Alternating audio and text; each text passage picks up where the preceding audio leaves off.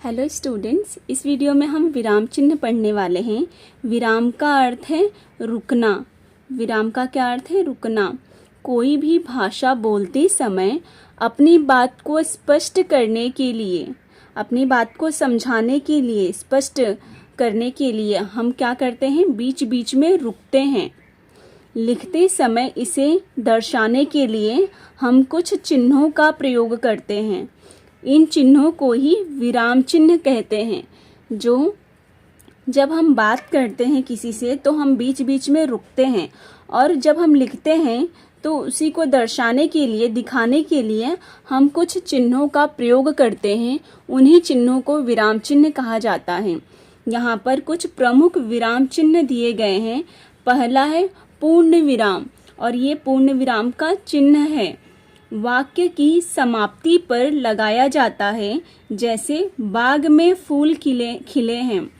ये पूर्ण विराम का चिन्ह कब लगाया जाता है? वाक्य की समाप्ति पर, वाक्य के खत्म हो जाने पर पूर्ण विराम का चिन्ह लगाया जाता है।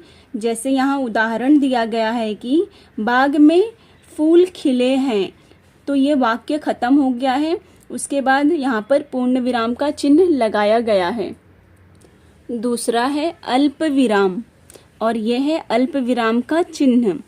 वाक्य में जहाँ थोड़ी देर रुकते हैं वहाँ अल्प विराम लगाया जाता है। जैसे उदाहरण देखिए, आज मेरे घर रीता, मीनू और चीनू आएंगे।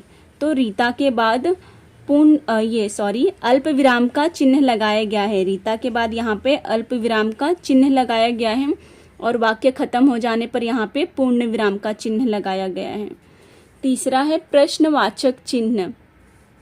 जिस वाक्य में प्रश्न पूछा जाए उसके अंत में इसे लगाया जाता है।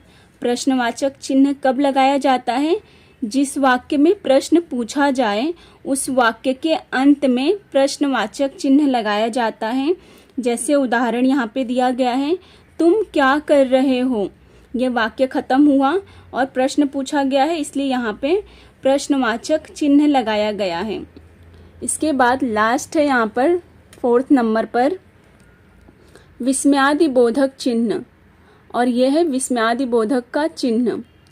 इसमें प्रसन्नता, दुख, आश्चर्य, भय आदि भाव को प्रकट करने के लिए या दिखाने के लिए वाक्यों में इनका प्रयोग किया जाता है। प्रसन्नता, दुख, आश्चर्य, भय आदि भावों को प्रकट करने के लिए वाक्यों के अंत में विस्मयादिबोधक चिन्ह का प्रयोग किया जाता है।